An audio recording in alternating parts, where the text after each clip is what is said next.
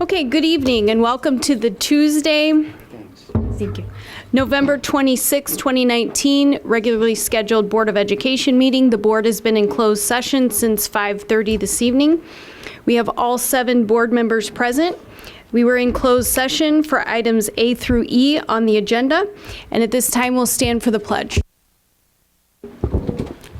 Pledge allegiance to the flag of the United States of America and to the republic for which it stands, one nation, under God, indivisible, with liberty and justice for all.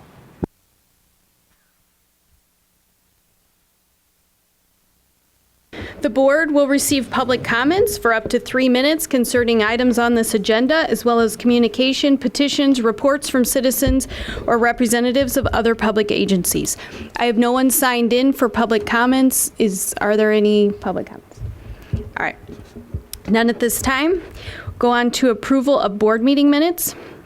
Were there any changes or approval of October 8, 2019, October 22nd, 2019, and November 12th, 2019 minutes? Any changes? I did notice on November 12th that Mrs. Troutman is marked absent, but she came in late. Sorry to call you out. She was there. So with that change, yeah. Any other changes? Okay, then those stand as presented with the noted change. Okay, approval of October 22nd, 2019 closed session minutes. Those stand.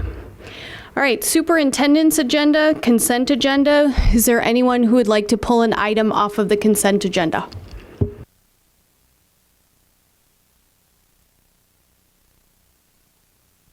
Yes, I would like to remove item C, approval of service agreement with Focal Management Solutions Thought Exchange for discussion. Okay, any other items? So do I have a motion for the other items on the consent agenda? I move that we approve the superintendent's consent agenda items A, B, D, and E. I second. Okay, call the vote, please. Mrs. Stufan? Yes. Mr. Kaczynski? Yes. Mrs. Troutman? Yes. Mrs. Hostler? Yes. Mr. Collins? Yes. Dr. Harrell? Yes? Mrs. Caforio? Yes. 7 ayes, no nays, motion passes. All right, do I have a motion for item C on the consent agenda? I move that we approve the service agreement with Fulcrum Management Solutions Thought Exchange in the amount of $24,000. I second. Okay, questions, discussion? Good, I'm assuming you have a question or comment. Yes, and I was wondering, going back with the Thought Exchange, if you could give us some background history on how this Thought Exchange will be used and the process in moving forward with it. So I'll give a little bit of introduction. I'm going to defer to some other people. This was used as part of the Focus 205 process and was well received by the community. When we started talking about engaging in the Thrive D205 work, I was led to believe that this was something that the board wanted to explore, and so we built this into our community engagement plan, which is part of an overall strategy that involves a lot of different things. And so to get into what that plan is and what the initial conversations have been about the utilization of Thought Exchange, I would defer to Bev and Beth, who are both on the Thrive D205 subcommittee dealing with community engagement. Thank you to the board for the question at this point. I think it's important for this point of conversation to reflect back to where this conversation actually began. And if the board remembers, going back to, I believe, March 11th of 2019, we began the process through a special meeting of talking about the social emotional wellness of our students. And from there, we went to a May survey which then was on homework, sleep, and I believe stress at that particular time. And all of that generated out of that particular community, or not community conversation, but board conversation. So I would say the board and the district has been engaged community-wise since that time. And Thrive D205 really is that catchy name that encapsulates that work and the work that has gone on since.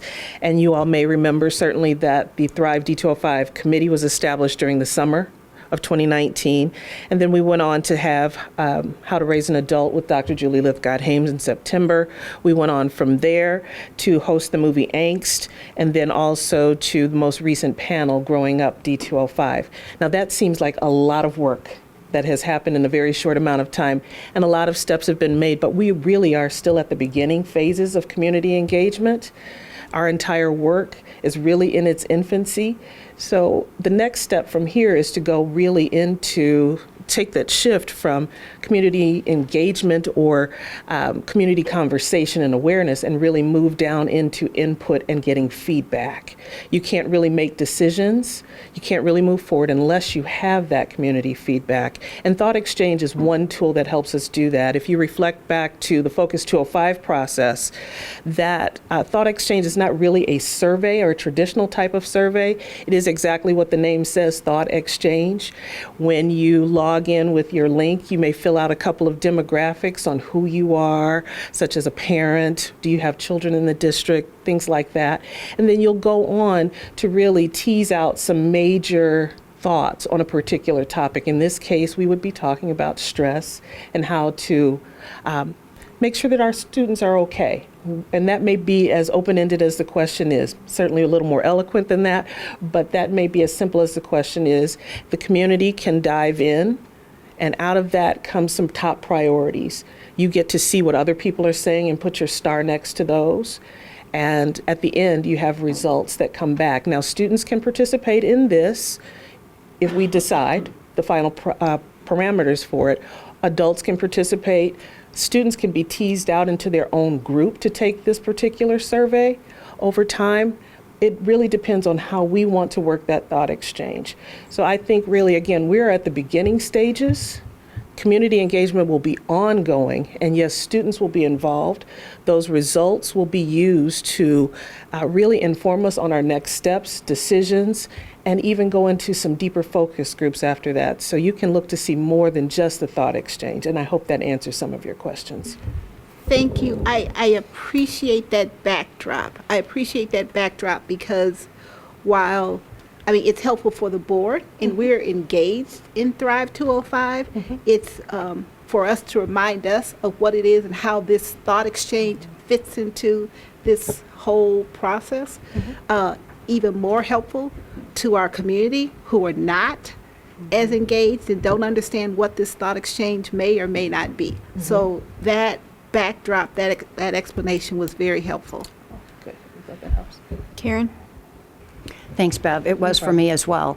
A couple things. One, is it possible for us to look bigger picture? I think that based on what you were saying about if we say it's stress, instead of us feeding the answer, basically, you know what I mean? There's other ways of trying to get what the real root cause issues that are common or most prevalent can we use thought exchange to do that? Yes. Because I think that's extremely valuable.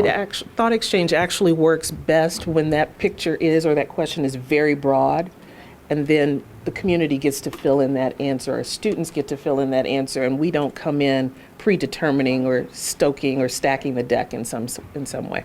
So good. All right. And then just so that I can clarify, when you talked about students being grouped out, I want to make sure that I'm understanding kind of the process that will be used. We could put it out to everyone and we could group the people so that we can identify what really are the students saying, what are the parents saying, and there's value in it all. Sure. So can we do that? Is that what it's? The capabilities are there. Have we made the decision on exactly how it will function? I think that's sort of cart before horse until it gets passed tonight, if it gets passed tonight, shall I say. But yes, the capabilities are there. It can work a couple of different ways. It could be one survey and you have different lanes that you can go down. Students can click here, community can go here, parents can go here, and it all can be used as one set of data. Or if we so choose, you could actually have a student thought exchange. So it's a variety that you could use there.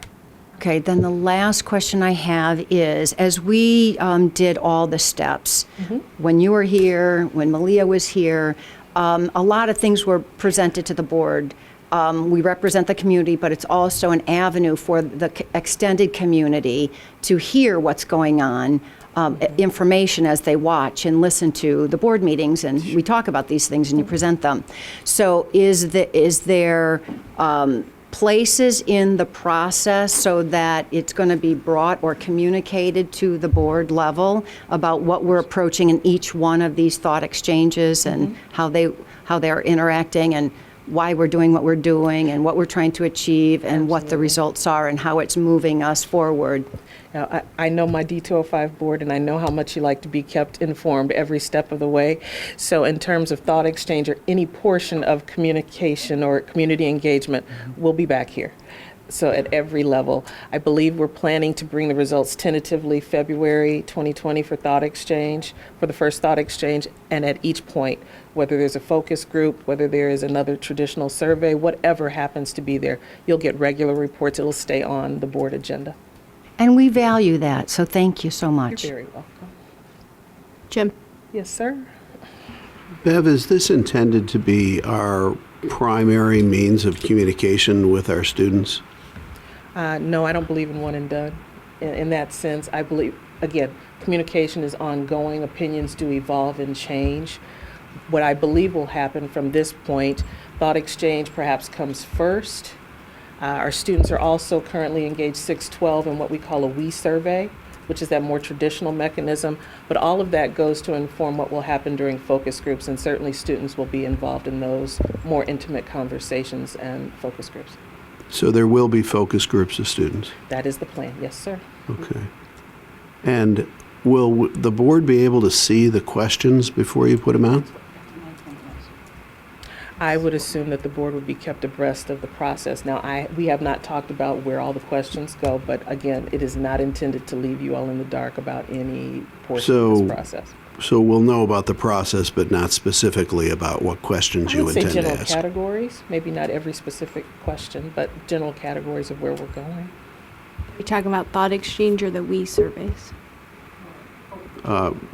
This group. Both, and I thought And all, our... I took it to be all. Both, and I thought our conclusion of the WE surveys was the administration was going to check in to see if those results could be reported any more specifically than building level. Because I don't see a lot of value in the WE surveys if the results just come back at the building level. They did check into that, and they did make some adjustments, but it will come back as building results. Can you explain the value that you perceive in that? Every school has a culture goal, and I believe that schools will be able to take that data and work with their building leadership teams and identify areas where the student perceptions will be weighed against the teacher perceptions, and people will have a much better idea where students are coming from in various areas, and they can better target some of their efforts for whether it's student engagement or other different types of things that may emerge. It just helps them focus their building efforts more specifically. Beth? I just wanted to reiterate that this is going to be an ongoing process, and the Community Engagement Committee is going to be looking at all different ways to obtain information, and we know that to all of us, it's very important that we get as much information as possible and feedback and input from the community, students, parents, staff, community members, health professionals in the community, which is why we've made it a partnership with the community. So that's really important to us. I like the thought exchange. I know I remember doing it with Focus 205, and I like it because it almost is an online focus group where people can interact with comments that were made, and you get some deeper conversations and can pull some pieces out that show up as priorities, so we can use that information to have focus groups that are strong and that we can get good information from. I do know that when we're developing the question for the thought exchange, we will be bringing that to the larger Thrive D205 committee in some way, so we can get input on that question from a larger group. So I think to that point of seeing the questions, I think, having more eyes on it and getting some input, we can come up with a really strong start with that. But then we can come back later with some follow-up pieces. So from there, from the pieces we get out of that, I think it's important for us to then decide what other types of surveys or What's more needed, focus right. groups or different tools can we use to get the information that we need. So that might just be different depending on what topics we're going to be looking into. So I just wanted, this won't be like, these will be the pieces we'll use and that'll be it. It'll kind of be an ongoing process to find out what the best tools will be. Margaret? Yeah, and the one thing, and I was just thinking about, and I hadn't even thought about the WE survey and how that is being built up. And the reason I'm going to bring that up is, if you talk about on the building level, York is approaching 3,000 kids, 28, 29. So that is a large population. So I'm wondering if there are subgroups within there, and I don't know if it's grade level, what ninth graders think versus what 12th graders think. I'm not sure, but it seems like there might be interesting pieces of information to tease out of that. I don't know how we get that information. Sure. I don't know if we get it from the WE survey or if we get it from something else. But again, with a large population like that, I just think there's more than, there's subgroups that are worthy of being identified within there. Karen? I'm connecting with this, that there are 4 sessions, or is this something different? It's not 4 sessions, right? Yeah, I just want to clarify. I think, yeah, okay. So this is, we could go out and survey at will that we decide to, right? It's not Are you 4 times referring going to out to thought thought exchange. exchange? Thought exchange, sorry. I'm sorry, that's what I'm looking at, the contract. Maybe are you thinking of those mini thought exchanges that you can use those subsequently to have additional conversation? Is that what you're referring to? I'm sorry. My question is the scope of what we're voting on. I wanted to make sure that, for some reason, I'm attaching it to 4 times that we can go out to the community. That's false, right? It's That's just 4 that's not times. accurate. I think previously you could do like 2 major engagements, and maybe that's what you're thinking of, or you could be thinking of the fact that we initially had 4 of the community sessions with Focus 205 that were at the Commons. The way that Thought Exchange is structured now, we can use that for many targeted follow-up things for various purposes. So we're not limited in the same way that we were the previous time we had that, in the previous contract we had with them. That's what I want to get. This is a bigger scope for the money that we're approving tonight. Yes. Okay, right? Greater That we can go usage. out more than just You 4 have- times. Yes. Yes, greater Okay, usage. thank you. I wanted to make. Chris? Yeah, so first, I do think it's worth, if it's an internal issue, maybe putting a little bit more effort into seeing if we can parse down deeper into the data, because I think there could be value to that. If it's being done externally, maybe just nudge the folks that are working on that to see if there is a solution, because that makes sense. And then with respect to listening to students, I think that's, to me, very important. I know to everybody very important, but that's the part of the feedback that I find most valuable. And so I just would encourage you to make the listening campaign robust. And I'm not sure how many focus groups are planned, but err on the side of a lot of those. And I'd be interested in hearing feedback by building and such on the outcomes of those. Thank you. Sounds good. I'm thinking that, you know how you give a construction update like every time? That maybe we should have a standing agenda item that is Thrive D205, and then you can be giving an update regularly, and it's just kind of part of the committee's work, and the board's getting a regular update. Great idea. Okay. Yeah, that's easy enough, sure. All right. Anything else on thought exchange? Thank you. Okay, call the vote, please. Dr. Harrell, Yes. Mrs. Hostler, Yes. Mr. Kaczynski, Yes. Mrs. Stufen, Yes. Mrs. Troutman, Yes. Mr. Collins, Yes. Mrs. Caforio. Yes, 7 ayes, no nays, motion passes. All right. Superintendent's agenda action items, approval of the 2020-2021 school calendar. That's a mouthful. So the first two items are approval of school calendars for next school year and the following school year. We wanted to be able to do a 2-year calendar again, although this year we were able to get the ROE dates in time to be able to confirm that we're not going to have the same problem we had this year and that second year out. We do have a committee of various constituents of all grade level reps, all bargaining unit reps, parents, and some administrators from each grade level, so that when things like parent-teacher conferences or other types of things like that come up, there are multiple points of view in trying to sort through those things. If you have, it's recommended that you approve it. The only difference that you might want to note is that as you go through the calendar cycles, the committee felt that this year it was important to push that start date back a week and not stay with the earlier week, because the dates are kind of in the process of moving up on us. So that was the committee recommendation. Mark can give you any additional specifics that you have questions about. He facilitated those committees.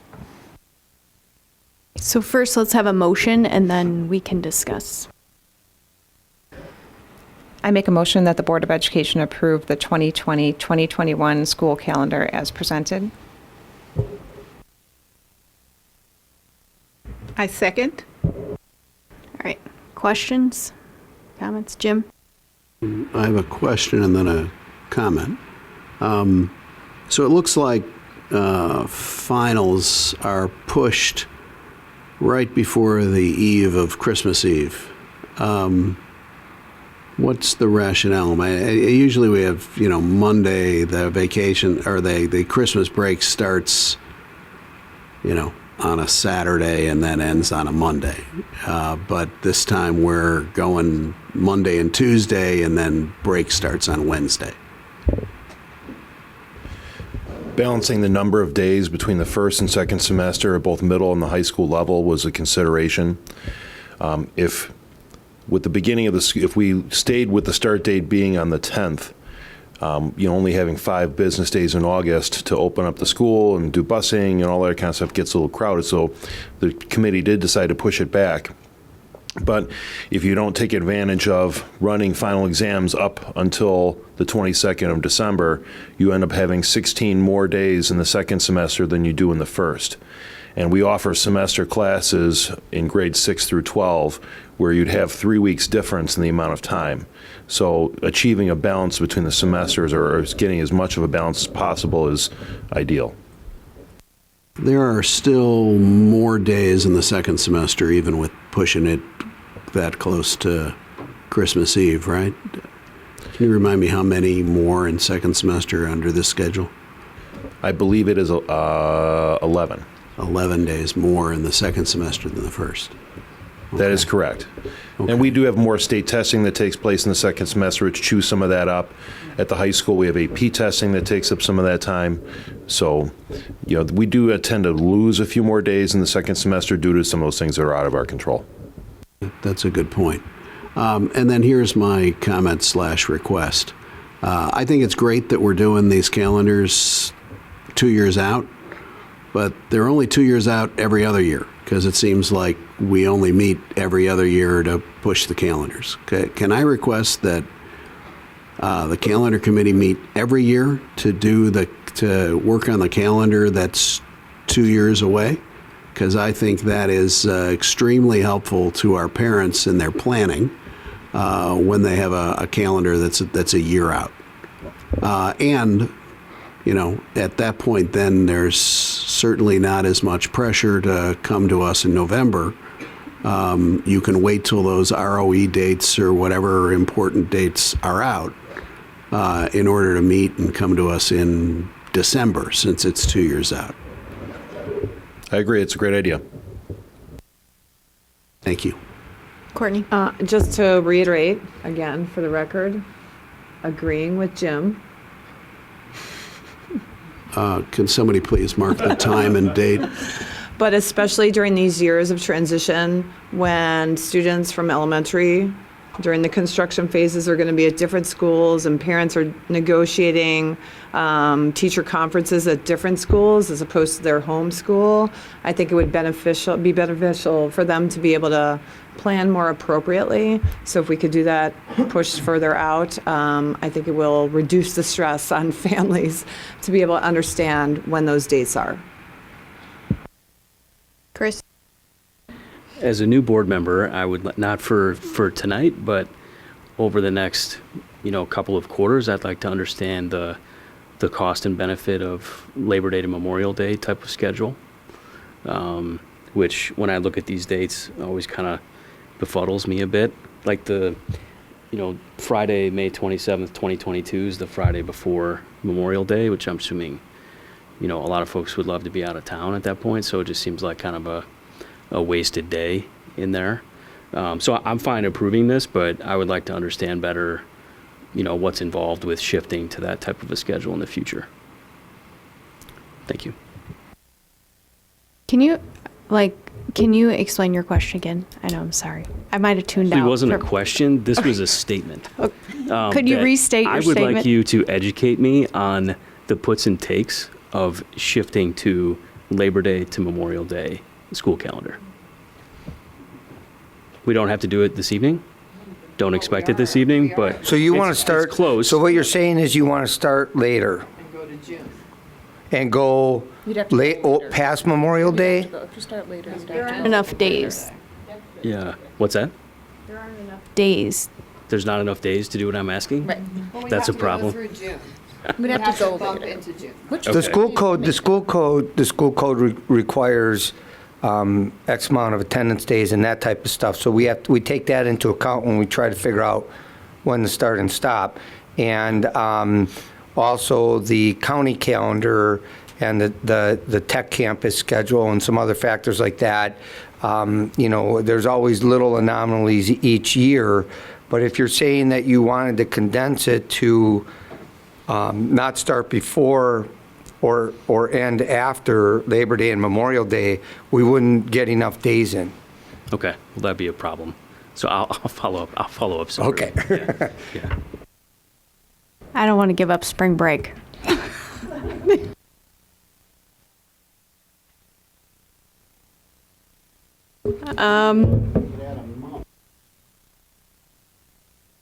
There you go. There you go. Any other Karen? So we have all the levels starting at the same time and high school ending early, right? Okay. And can you just remind us when the late starts go on the calendar? The late starts will be they're not on the calendar you approve. They'll be on the calendar that gets published on the website, and those dates have been determined. So after you approve the calendar, when we put this information on the website, the late arrival days will be included on there. Okay. Karen? But isn't there a structure to that? Like every Wednesday for high school, and then once a month for elementary level? Like, isn't there a... Yeah, we're not proposing any changes to the number of times that we're requesting late arrivals. So we didn't bring that information forward because we're not asking for any changes. But the high school is almost every Wednesday. I'm just asking because that's actually the biggest question I get is can I know ahead of, to Jim's point, getting the calendars out for people planning because they have to plan for their children and their schedules.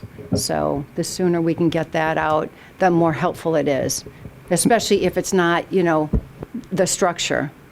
Nikki, I talked to Ellen the other day about this, and she said that you got the dates to her.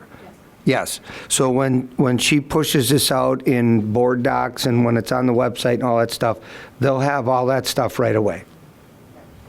You just have something on the rolling front page of our website that says the institute dates have been announced for planning purposes. Was just confirming with my calendar expert here. It's going up tonight, post-approval. Okay, any other comments? All right, go ahead and call the vote. Mrs. Hostler, Yes. Dr. Harrell, Yes. Mr. Kaczynski, Yes. Mrs. Stufen, Yes. Mrs. Troutman, Yes. Mr. Collins, Yes. Mrs. Caforio. Yes, 7 ayes, no nays, motion passes. All right, I need a motion for the second calendar, approval of the 21-22 school calendar. I move that the Board of Education approve the 2021-2022 school calendar as presented. I second. Any other discussion? All right, go ahead and call the vote. Mrs. Hostler, Yes. Mr. Kaczynski, Yes. Mrs. Stufen, Yes. Mr. Collins, Yes. Dr. Harrell, Yes. Mrs. Troutman, Yes. Mrs. Caforio. Yes, 7 ayes, no nays, motion passes. All right, next item on the agenda is approval of Executive Director of Technology.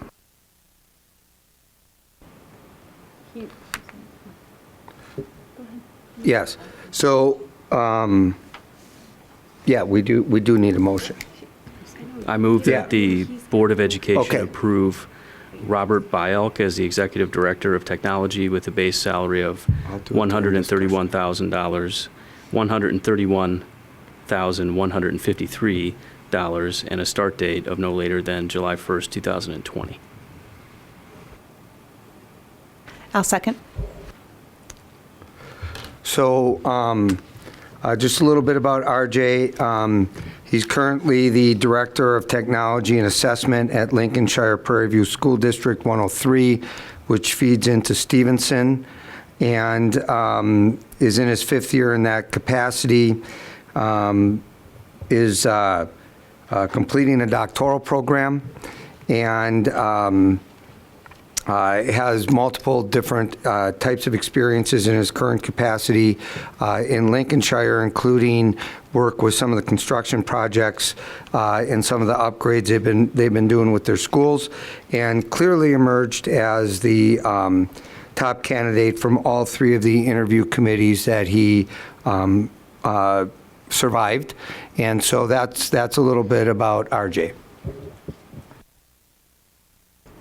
Questions, comments, discussion? Anything? Okay. Oh, sorry. 2 things. One, I want to welcome RJ to our,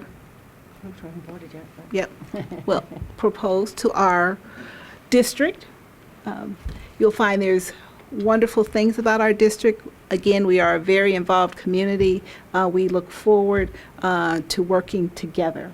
I also at this time want to thank Dave Smith for his dedication and his time in our community. Dave has been a steward in bringing us forward.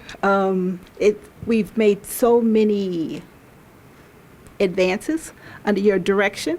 We appreciate your community focus and community involvement. We wish you the very best in your next endeavor. So change is very good for our community. Wishing Dave the best in his new advancement, and RJ as he moves into our community. All right, anything else? Okay, call the vote. Mr. Kaczynski, Yes. Mrs. Hostler, Yes. Mrs. Stufen, Abstain? Mrs. Troutman, Yes. Mr. Collins, Going to abstain as well. Dr. Harrell, Yes. Mrs. Caforio. Yes. 5 ayes, no nays, 2 abstain. Motion passes. Welcome to District 205. All right, next we have superintendent's communication, PTA fundraising request. So last spring, when there were various donations coming forward from the individual schools, many questions arose about things related to equity or rationale behind the purchase, or is this something that the district is supporting?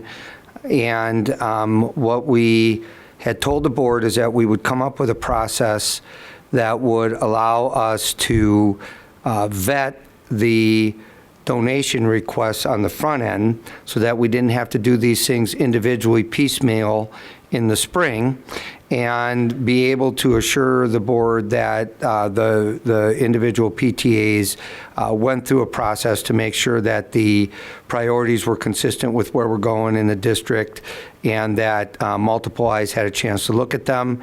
We did that. I looked at the request from every single school. I talked to every single principal.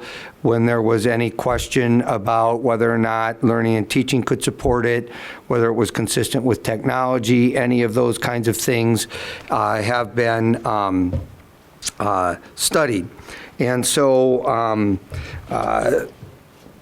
and some of that is similar. We tried to replicate a little bit what we do with some of the foundation work so that people would know that there is proper communication between those groups and the district.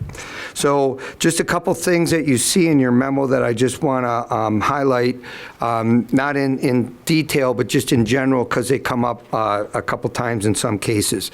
Some schools are not putting a lot of money into anything this year if they're involved, being touched by some of the construction, because they may have some interest in doing some displays in the entrances or some landscaping or some type of thing associated with the construction projects. So you'll see in the case of a couple of schools that they're not planning to put forth any major expenditures for those reasons. When you see some of the schools that are saying that their money is just going into their normal operations, that has to do with the things like field trips, assemblies, their field days, their class parties, the things that they just traditionally support as part of their ongoing annual activities. Anything that has to do with maker spaces are going to be consistent with the district prototype that we developed for maker spaces. Everybody's aware of that. So when you start talking about equity and those other types of questions, those are all of the types of questions that we have been asking people. So we're comfortable that when, and you saw their preliminary, in the packet is their preliminary plan. We're comfortable that when these donations come forward throughout the year, that we won't have to be concerned about those types of issues that traditionally came up toward the end of the school year when PTA started putting their requests in.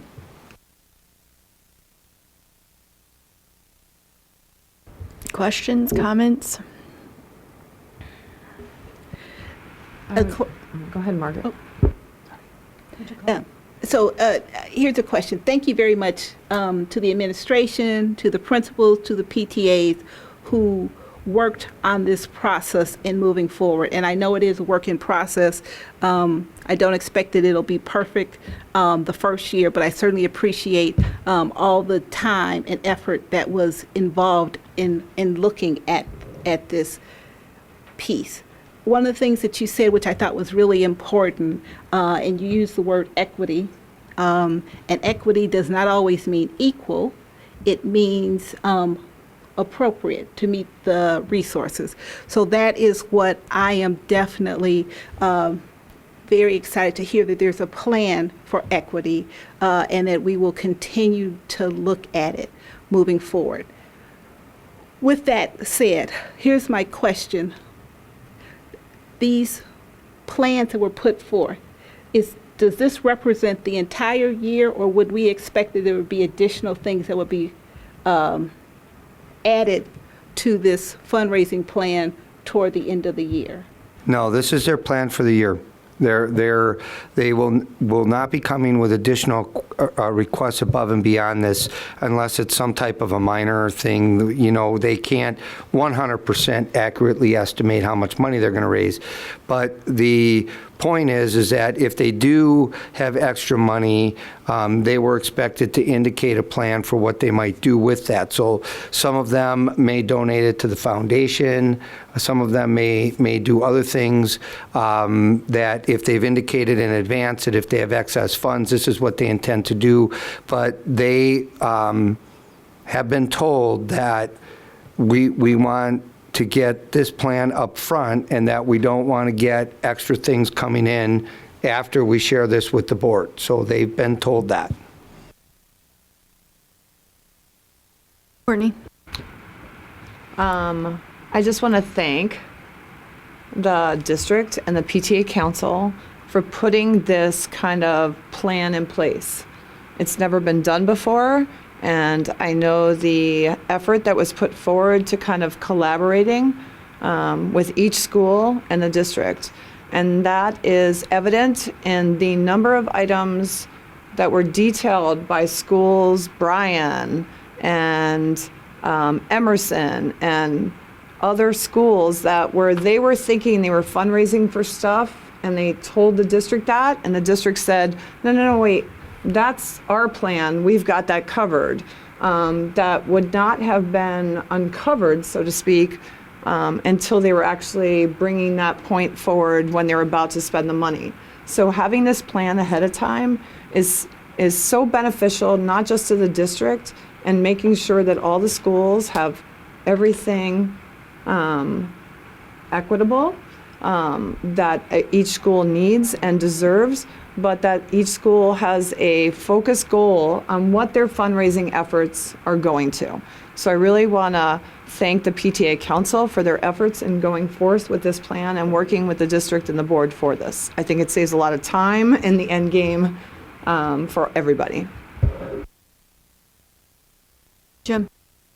Just a curiosity question. You said that some PTAs were going to defer their money and time it with the construction cycle.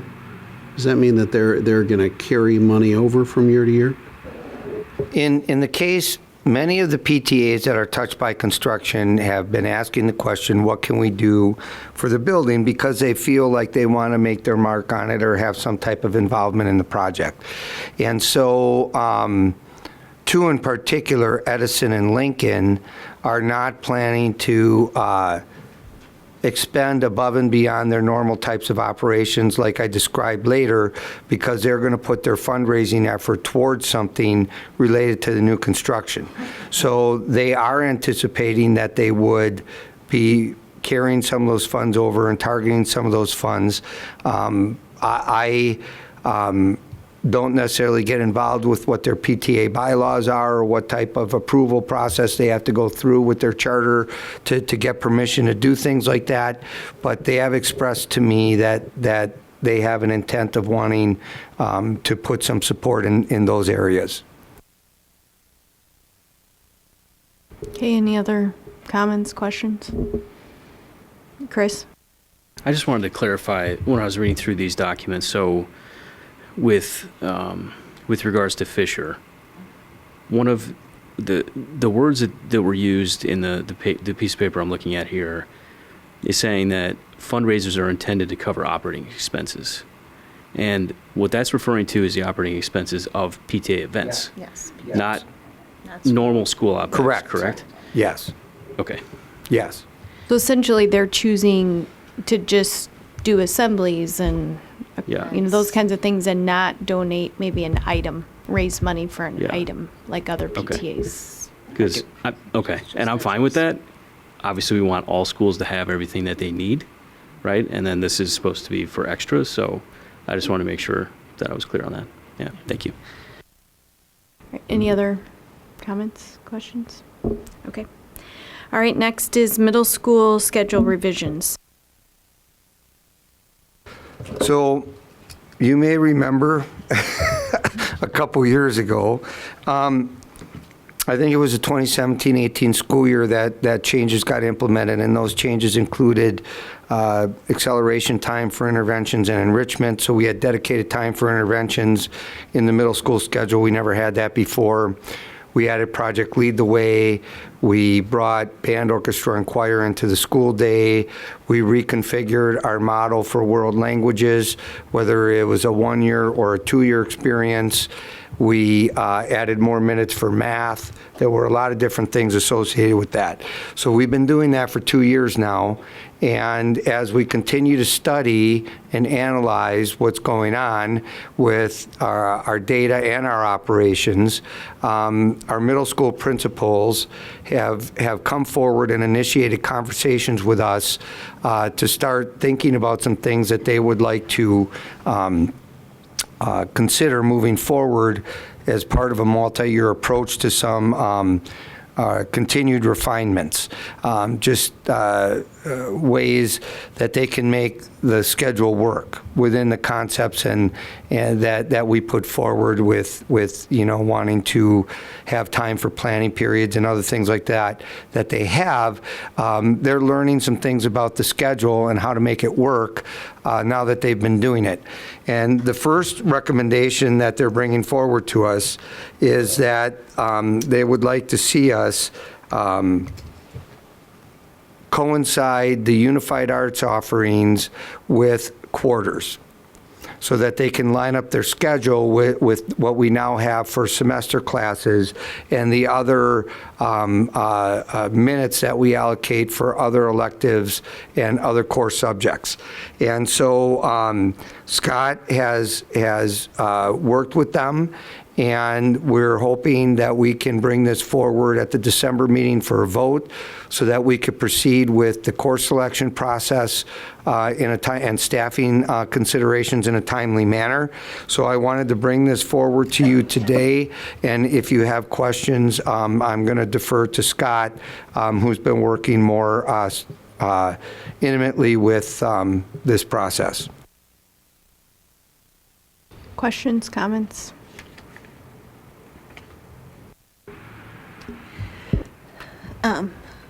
Dave and Scott, thank you very much for that explanation of what this is. So a couple of questions. One, is there any impact that we would expect that this scheduling change would have to our families? So I'll just end it like that. Sure. So parent engagement is definitely one item we want to make sure is included, which is not spelled out in the current document in front of you. Typically each year we have a January or December event in which the rising 6th grade families will come into the schools and we'll learn a little bit about the course selection process. So the hope is that we can educate the parents at that meeting and then also create some communication for those that are unable to make that meeting. And then utilize that same communication for the rising 7th grade families as well. In terms of impact, I mean, the students will be able to rank order the 4 or 5 that they are, hoping to take. One of the reasons for some of and I use the word, not lightly, but the gridlock that's been created is the prioritization that's happened with students taking everything and when they want that. We want to obviously, meet the students' needs, and we want to make sure that they have a robust and equitable experience, but we want to also make sure that the scheduling is something they can navigate. Because what happens now is they'll switch courses after 7 weeks, and it has implications for other courses that don't change. So things like PE get offset, and then we have students that now are changing PE courses so that the time matches up to the time in which their 7-week course was shifted. So it has been, I think, a learning experience for the teachers and the students, but hopefully one that, we can learn from and move forward and make sure that the students still have a great offering of experiences, but that they have a little more time in each one of those in a way that really aligns to a more quarterly and half basis with the semester. So 8th grade would be untouched, just to clarify that too.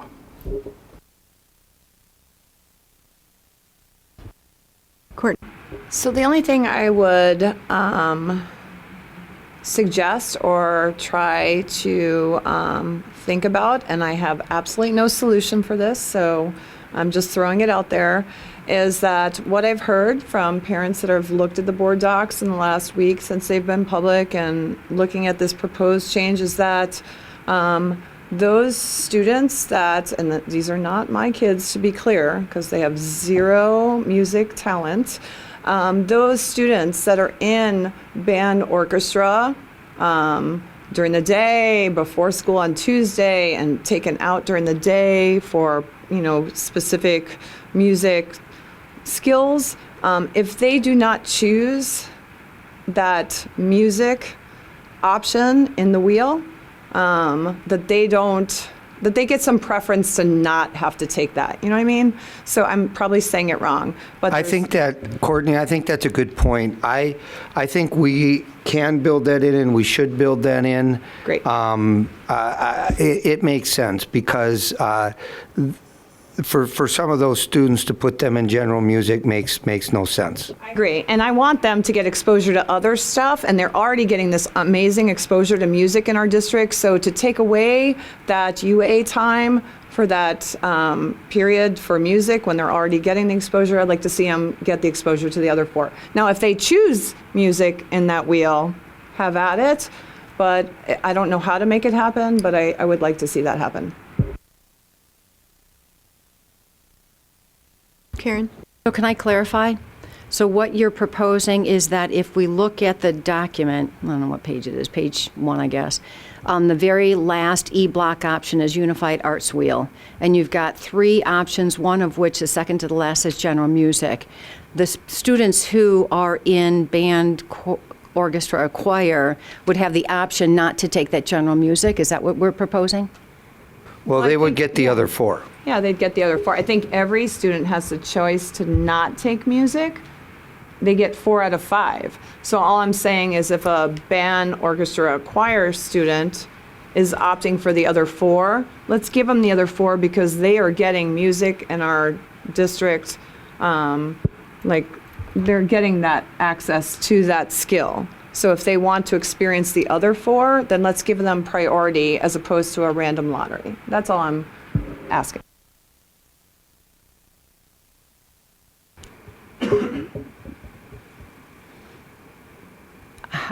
Help me understand how that impacts other kids.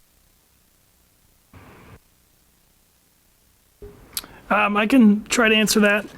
The challenge will be, I think, is developing a system to monitor the students' current course selection and also, making sure that's offset by their preference in terms of the rankings. In terms of, impacting other students, when we start to get into prioritizing who gets what and for what reason, I think it does become very complicated. However, I think efforts can be made as we put in the document, to make sure that students receive their top preferences whenever possible, with no guarantee. I think, we have a good, robust series of options there with the 5, and hopefully that allows for, enough flexibility for students to at least have some of their preference.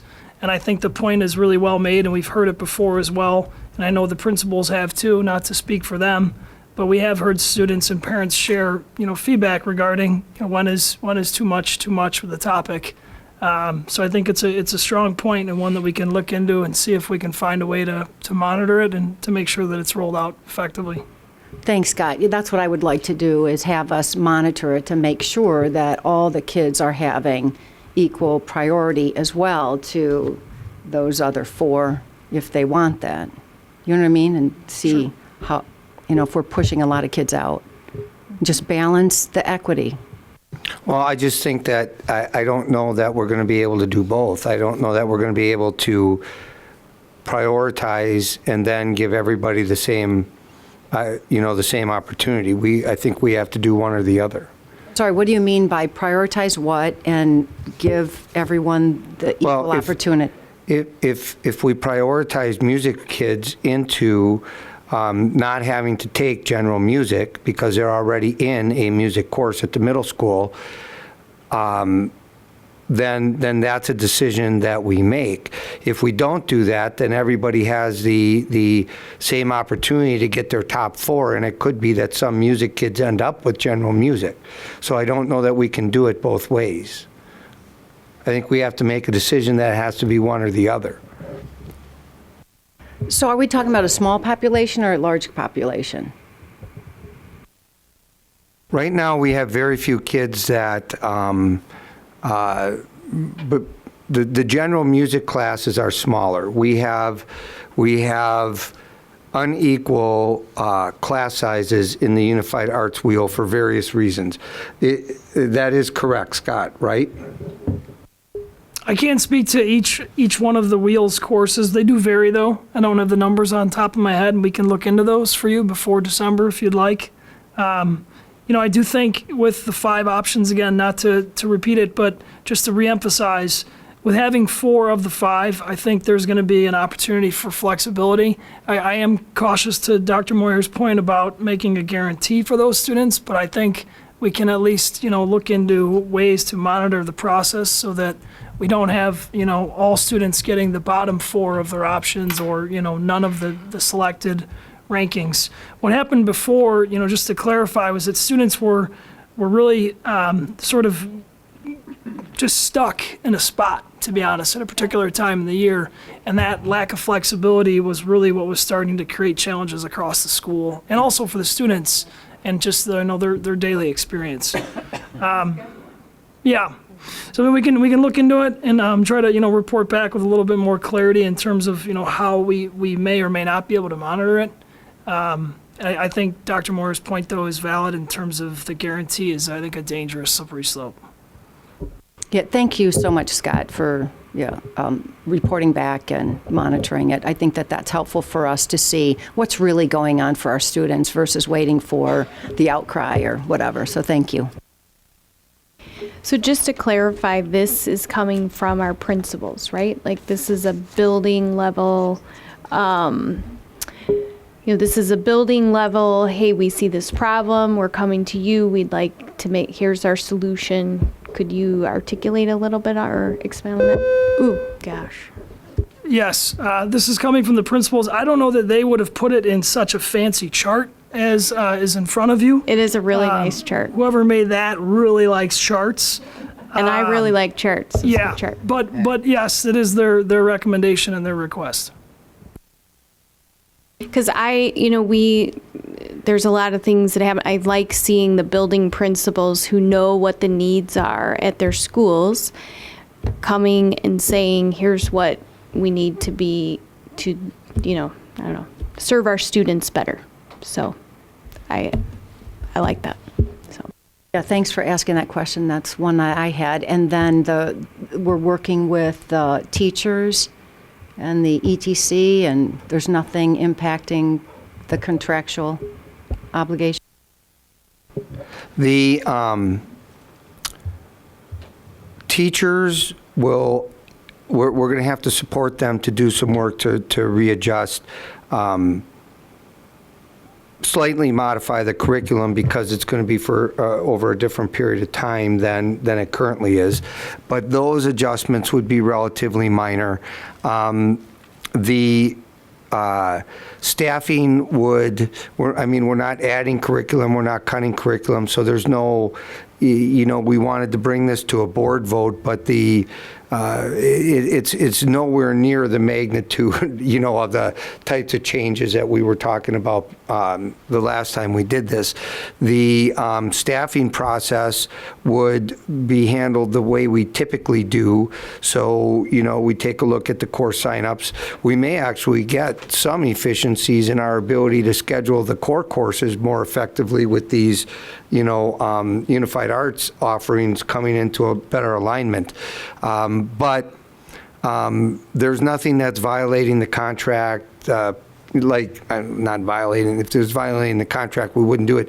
There's nothing that has to be, we don't have to do a memorandum of agreement or any kind of.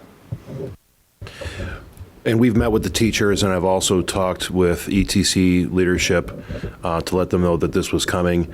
This has actually been something that they've also wanted to have a conversation about, because while the implementation of the Pentamester wheel at 6th and 7th grade seemed like a good idea on paper, it's been a bit of a logistical hang-up, as Scott said, for both students and teachers, as you have these terms that aren't coterminal, and a pentamester that overlaps 2 semesters. And so it has created logistical issues where students are changing in and out of PE classes in the middle of terms and changing teachers. And so this is something that I think is a win all around for students and staff.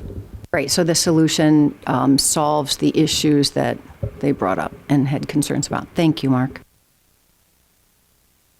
Okay, anything else? All right. Freedom of Information Act requests. 7, 2 specific disciplinary information which were denied, 1 requesting specific payroll information which was granted, 1 requesting a specific contract which was granted, 1 requesting specific budget information which was granted, 1 requesting specific records which was granted, 1 requesting specific information on clubs which was granted. And that's it on those. So I turn it now over to Bev. Tweet of the week. This is the gratitude version of Tweet of the Week. We saw this post a little earlier in the month, but we held on to it specifically for the Thanksgiving holiday to share with you. And it comes from Sandburg's librarian, Susan Stevenson, at Mrs. Librarian Sue. And she found a little gift as she was checking in some books. She found some Post-it notes inside of the books, and normally she would just throw those things away, but they're actually notes of encouragement to the person that checks out the book. And the tweet says, while checking in books, I noticed some Post-its sticking out of a book. I was about to take them out to recycle, but then I looked a little closer. What sweet messages our students are sending to one another. These can stay. So they are a permanent part of the book now, and it is at Sandberg D205, at Fehrenbach L, at JGale 42. And if you look closely at the notes, they're really wonderful. They say, you're awesome, be great, do great. Keep making those notes, and this will make everybody's day better. Unknown. You are beautiful. Whoever did this, love it. And you are amazing. Now, if we all started our day with that, life would be a little bit better. So, happy Thanksgiving, and that's your tweet of the week. Awesome. Thank you. Okay, board communications. We have a Finance and Operations Committee report. I think at the next Finance Committee, we're going to start the meeting with everybody write a little note like that. That would be terrific. We met on November 19th at 5:30 in the evening. I will say to a packed house. So I'm going to be quick reviewing this because, Margaret, you were the only person that wasn't there. We so missed you. Not to call you out. But We missed you. we missed you. Thank you. And Work travel, sorry. Brutal. So here's what you missed. And we'll move rapidly. First of all, public comments. Several people had public comments.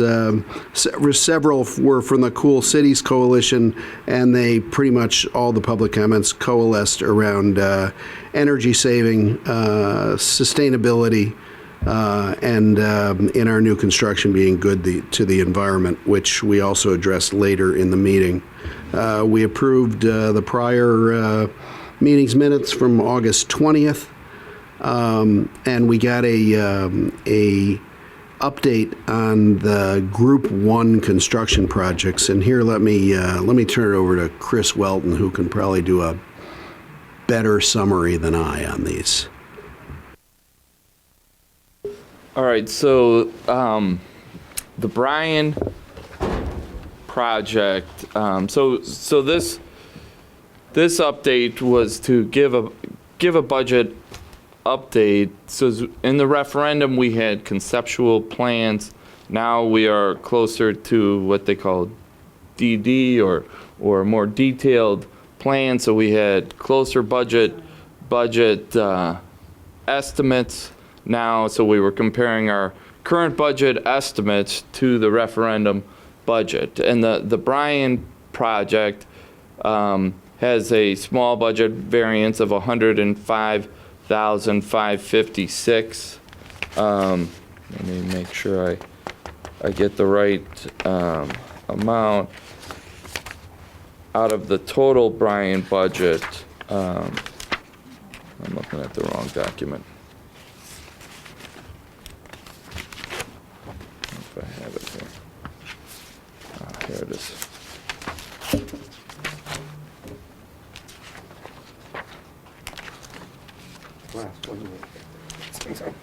So the referendum budget was $4,356,000 for the Bryan project.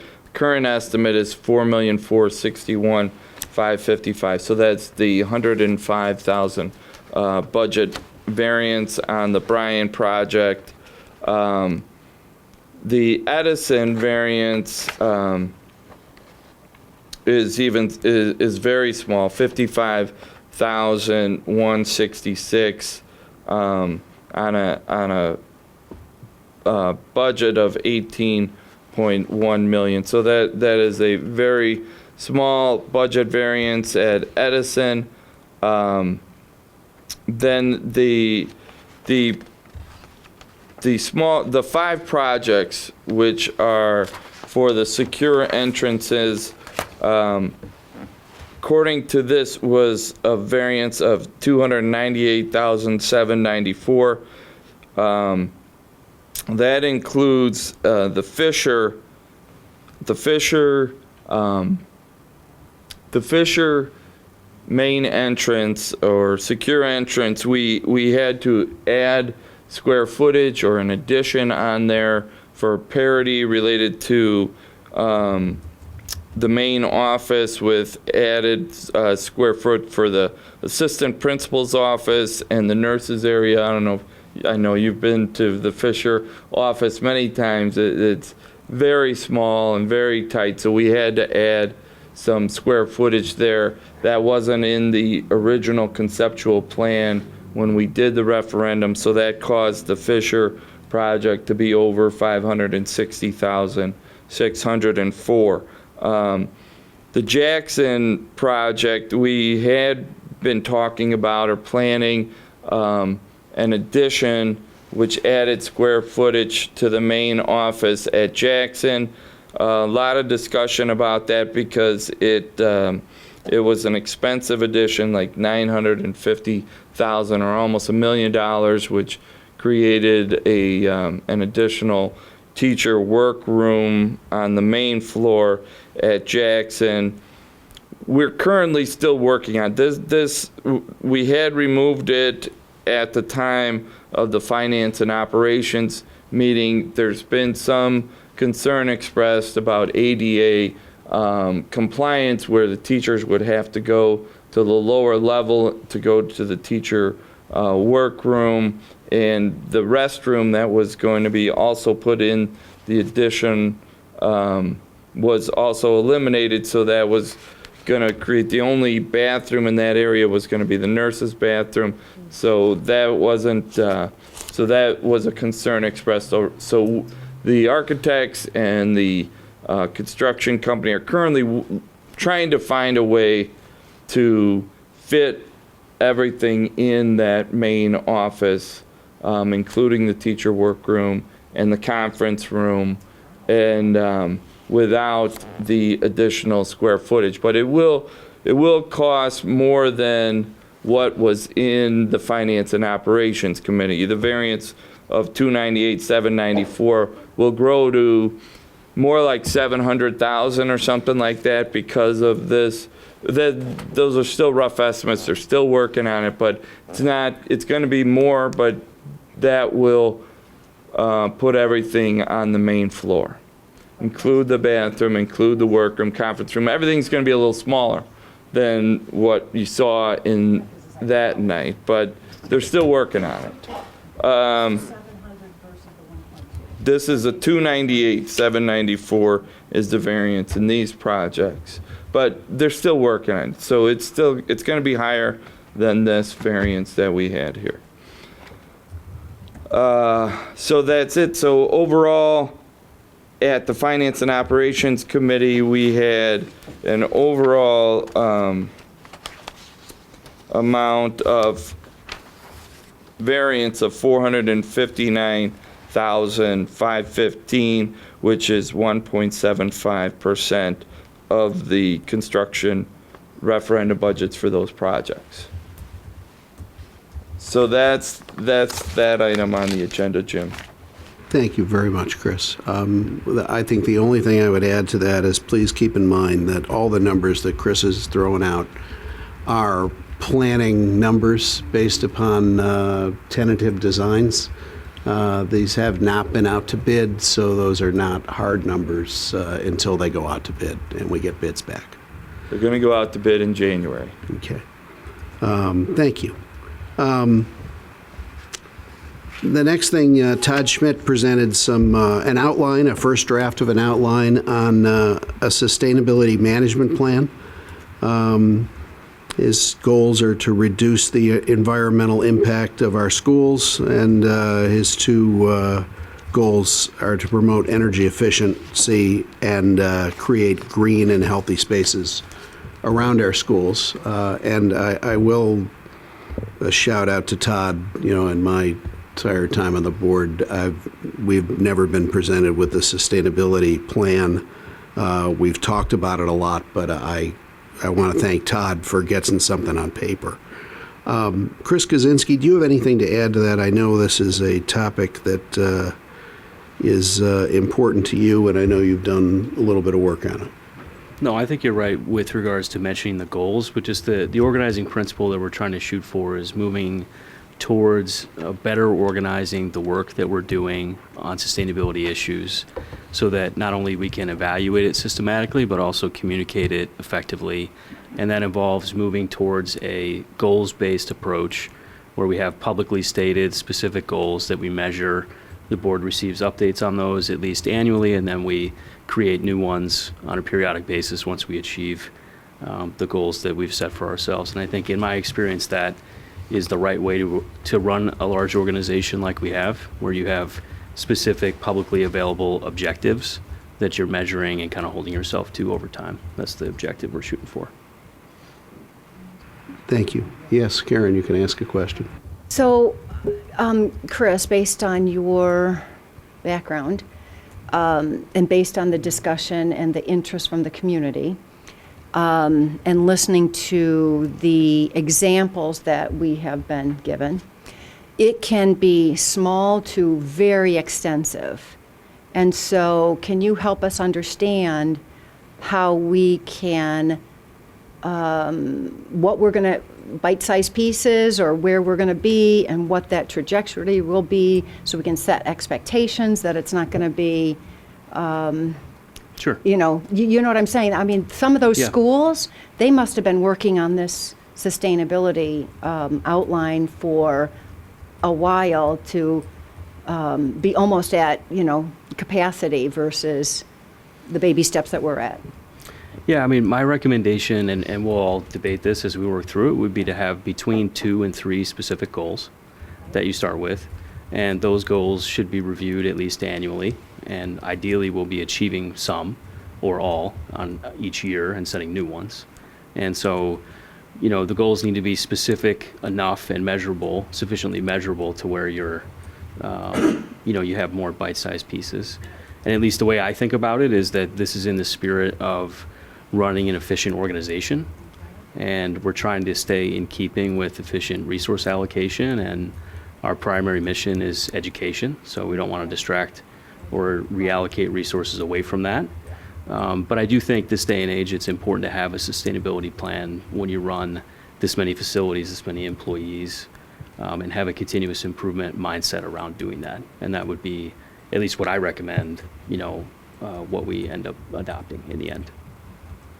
I look forward to getting an idea of what the goals will be then. Yeah. Mm-hmm. Is part of what you're doing too, and I think maybe with Bev, but what we're already doing, like communicating that out. And I know the architects and the construction management said that they could also say what their, kind of what the standards are that they normally work to. Yeah. My My recommendation will be to move away from listing things.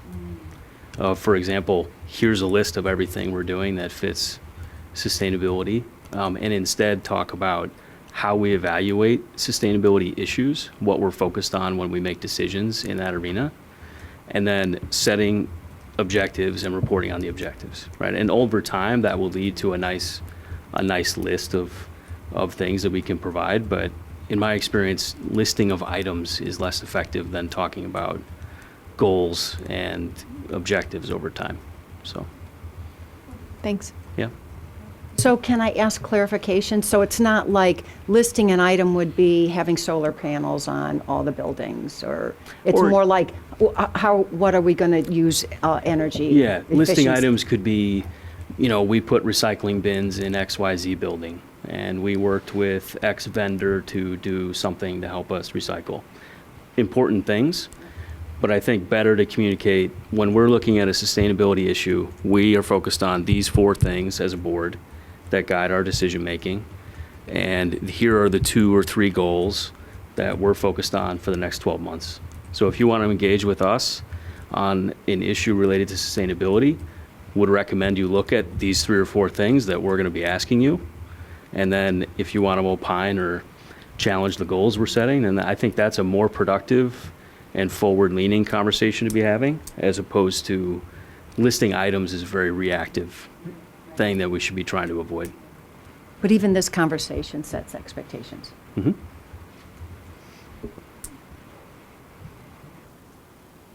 Okay. Back to you. And I think there'll be clearly a lot more discussion about that in the future. Chris Welton, is there anything I missed there? Nope. All right, then I'll move on to York student fees. We had a very good discussion about the collection of fees at York. Chris Welton and Drew McGuire gave us some suggestions that they'll be following up on in December, January timeframe. Administrative things that can be put in place to help motivate the collection of the fees we assess at York. And I want to give a shout out to my fellow board members. I didn't have to say really anything. And it was clear that the board is unified and of like minds when it comes to collecting those fees. So that came out loud and clear. Chris Welton, anything I missed there? All right. And then Chris Welton discussed the state of Illinois' new site-based reporting information, new site-based expenditure reporting, I should say. And, to no surprise, so basically the state now requires us to report out building by building what the cost per student is. And it should be no surprise that in schools like Madison, where there is a high need for special education and a small class sizes, cost per student is higher. And in our large elementary schools where classes are fully populated and there is small dispersion in class sizes, those measured in cost per student are our lowest cost per student schools. And that's what site-based reporting is all about in kind of an outlined form. Anything I missed there, Chris? Nope. And then we went through the October monthly financial report, and I'll hand it over to Chris Welton for the highlights there. Oh, Nothing significant really to report. wait, Chris, Margaret's got a question here. Go ahead, Margaret. So a question on the Illinois site-based expenditure reports. What's the outcome? We send that information to the state of Illinois, and what will be done with that? They include it in the state report card Okay. for all the districts and schools. And is that used as an evaluation in any form or fashion? Just information as far as I know at this point. Okay. Thank you. So nothing really to report that stood out to me in the October monthly financial report. It's still very early in the year to see any major trends or anything really in the October financials. Yeah, I would say no news is good news. And that's it. We had no updates, and we adjourned at 7:47 in the evening. And you would think we were giving away door prizes, but there were none. So, Margaret, you didn't miss the door prizes either.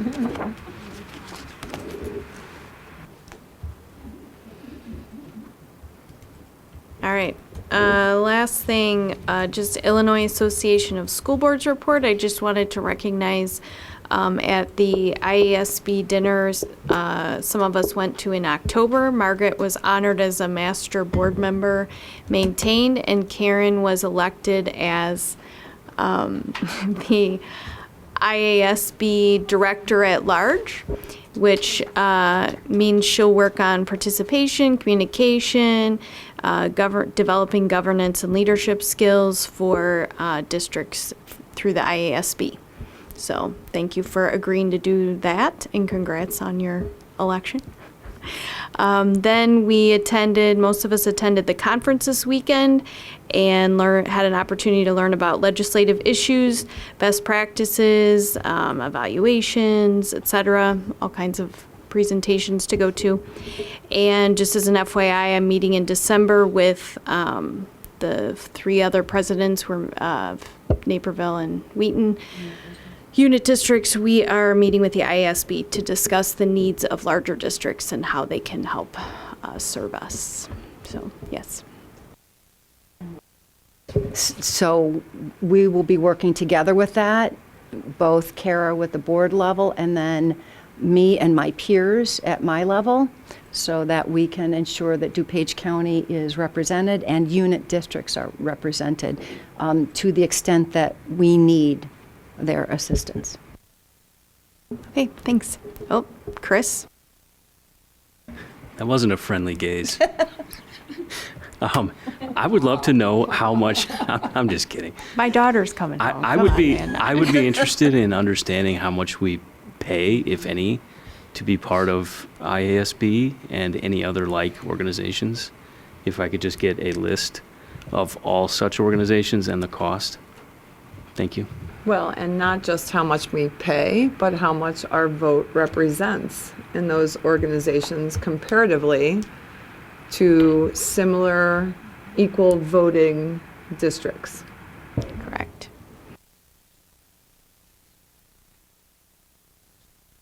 Margaret, did you have something? Oh. Okay, yeah, sorry. I totally forgot about that. All right, Margaret's got an update on the IASB delegate from this weekend. So just as a reminder, there was the resolutions that we talked about in, I guess, our earlier meeting in November, and wanted to provide an update on the outcome of that. So the delegate meeting, and we're talking about representation, interesting. There were approximately 451 delegates in the room. That was only a little over half of all of Illinois Association School Board delegates, and each district has 1 vote. Okay, so that means there's approximately over 900 delegates in the state of Illinois. 900 delegates, 900 school districts in the state of Illinois. About half of them were present for this vote. For 12 new resolutions, there were 5 amended position statements, excuse me, and 1 reaffirmation of an existing statement. A quick breakout, they had a consent agenda. Consent agenda, just as we did, it carried out all of the amended positions were on the consent agenda. A reaffirmation of the existing position was on the consent agenda, and 2 of the new resolutions, resolution number 5 and resolution number 12. and that consent agenda passed by a large margin. The remaining new resolutions 1 through 4, 6 through 11 were removed from the consent agenda and were discussed. I'm going to do a quick summary here. 2.6 consent agenda 2, which dealt with minority-owned business enterprises. 6, traffic zones. 9, school board terms. And 11, the renewal of charter schools, passed with a considerable margin. Resolution number 3 and 4, which were also new, passed on a much closer margin, but nevertheless passed. And resolution number 3, which we had a slight discussion on during our meeting, was on the school resource officers and whether IASB would support the lobbying for grants for school resource officers. That passed on a margin of 289 to 126, and that was resolution number 3. Resolution 4, which was school district police force opportunity for that was specific to a particular area. That was Peoria, who already has a school district police force. That also passed, margin of 254 to 126. The only resolution that did not pass was resolution number 1, which, and I'm summarizing this, which was the ability to allow staff, school staff, teachers, and or others to carry weapons. That failed. The margin was relatively close, so they had to count it. It failed by a margin of 198 to 249. It has been on the agenda at least the last 3 years, maybe 5 to 6 years. It continues to be on the agenda. I expect that it will be on the agenda next year. So that is, resolutions number 8 and 10, this is just as a matter of just counting everything. They were not voted on. The process for the IASB resolutions to move forward is, one, there's a proposal from an individual school district, and then that proposal has to be adopted by the resolution committee, the IASB resolution committee. Items number 8 and 10 were not adopted by the resolution committee, and therefore there was no vote on those. So that's just a brief summary on that, if there's questions. If I could, Margaret. So, obviously, we were a unified board on our decision to vote no on resolution number 1. Why do you think it's getting closer and closer? And I am concerned about the representation of only half, basically, the school districts in this vote. What am I missing?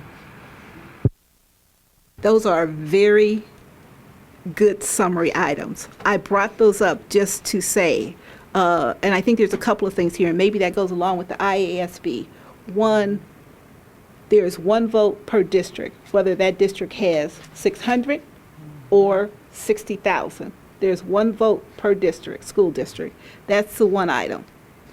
And then the second item of the bylaws is, it's the school board's, school district's prerogative whether they choose to come to these meetings and whether they choose to participate in the votes. So that is, again, that's something that's based off the Illinois Association of School Board rules. So I don't know, but I think the proposal on number 3, there was a discussion in that meeting that talked about the third proposal, which talked about the school resource officers, was an attempt to provide some of these school districts that are in a more rural area who don't have access to police forces close by providing grant money to get them there. So I think that's what the purpose of that Resolution 3 was. That's how it was proposed. Resolution 3, it was just as a point of fact, it was proposed by Wheeling District in the Chicagoland area, and that is what they stated, why they proposed that. There were some questions about that language in the school safety grant about it may include off-duty law enforcement officers, and there was a lot of debate about what that means. But there was also debate that talked about the definition in the school code of what a school resource officer is, and that was under section 10-20.67, essentially requires them to be a off-duty law enforcement or a recently retired off-duty law enforcement. So I think that was, just some clarification that discussion helped to have. So. Are you aware of any IASB rules like similar to the Hall of Fame? Like if you don't get in after a certain period of time, you're off the ballot? No, I am not aware of that one.